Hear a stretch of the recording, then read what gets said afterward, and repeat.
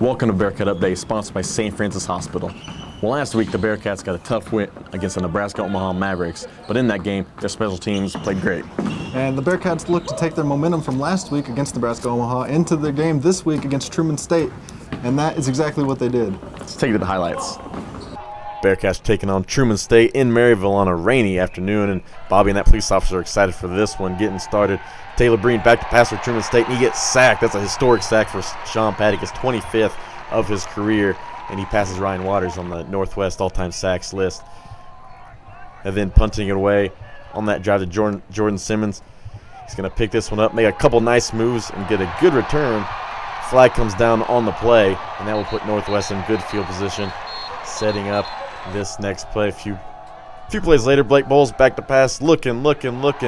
He's going to go to the end zone, and a great catch by Tyler Shaw for the first touchdown of the ball game, 7-0 Bearcats, and a great, very acrobatic play.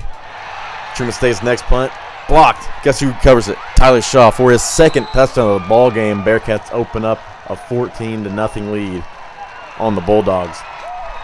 Truman State fighting back though. Blake Bowles back to pass, finding John Hinchy down the field, but his route gets jumped, and that's going to be a Bulldog interception, setting them up inside Northwest territory for what looks like a sure opportunity to score, but they are going against a tough Bearcat defense. Breen back to pass again. His pass gets swatted down by Roberto Davis, and that was the story of the game for the Bulldogs. Just couldn't get anything going. Next Northwest possession, play action to LaRon Council.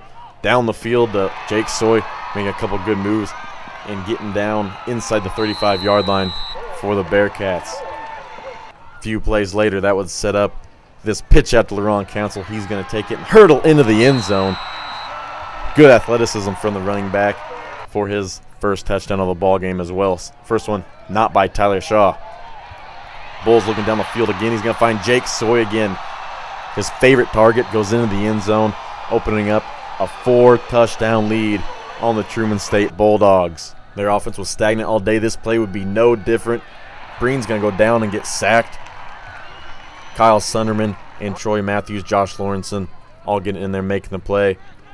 Play action once again. Bowles to the end zone once again. What do you know, it's Jake Soy with another touchdown. Bearcats rolling easy in this one. It's 35-0, and it's still the first half. Bearcats inside their own 5-yard line again. They will hit it up the middle once again. LaRon Council, another rushing touchdown. And Truman State again trying to fight back, trying to find something, but Taylor Breen seeing the turf a lot, and the Bearcats going into halftime looking good, up 42-0. Coach Shershman happy with this team going into halftime. After the break, Breen back to pass once again. They're getting tricky. They flip it around. Donald Harvey looking down the field, and he gets picked off by Cam Wierson. Can't see, but there it is, his first interception of the season for the senior. Next Truman State possession. Breen once again going to get sacked. This time Harry McCoy making the play. Look at this celebration. That's what you like to see out of the young football player. Blake Christopher in now. All the backups in. Nick Rose, one-handed catch, going into the end zone, fighting off tacklers. Big play for the senior there. The Bearcats looking good in this one. Breen again, not a lot doing. Same story throughout the whole game in this one. Trent Covington, Troy Matthews, another big play. Truman State forced to punt this one away. Brian Shannon making the most of his punt return duties. A couple good moves, getting down inside Northwest territory, breaking tackles, and that's just going to set up Blake Christopher once again. Showed he can throw it. This time he's going to take it himself on the option keeper, breaks a tackle, breaks another, showing the moves, and he's going to take it to the house. Another touchdown for the Bearcats. And they would roll in this one to take home the Hickory Stick one more time. Coach Bullerter gives up to the seniors. Hickory Stick staying green for at least one more year. And after that dominating performance from the Bearcats in all phases of the game, really there's only good things to say at the post-game press conference.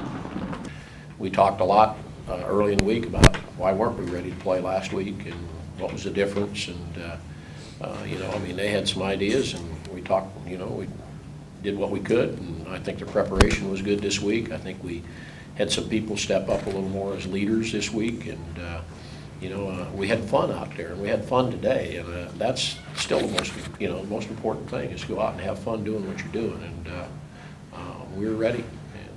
And, our goal yesterday, I said my number one goal, obviously, other than winning, was to have everybody feel good when the game's over, and we did, and they took care of that. There's no doubt about it.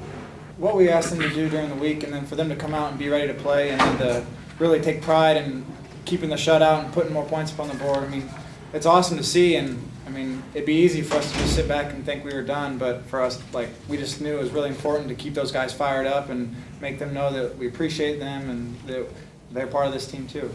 They went out and they really were focused, and for the second and third groups, there were very few mental mistakes. There were very few penalties. We had 12 men on the field, which couldn't be helped. We had a pass interference. I mean, those are the major penalties. We didn't have many penalties other than that, and that was good to see. And the Bearcat special teams picking up right where they left off from last week. Yeah, another blocked kick and touchdown off of a kickoff return.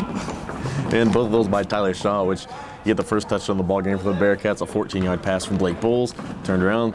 Truman State's next possession, blocked punt, he recovered it, first kick over the third quarter, took it back to the house. So really, all around good day for Tyler Shaw, as well as the whole team, and it's kind of nice to see the Bearcat reserves got in there. Starters didn't play any in the second half, offense or defense, which is nice to see.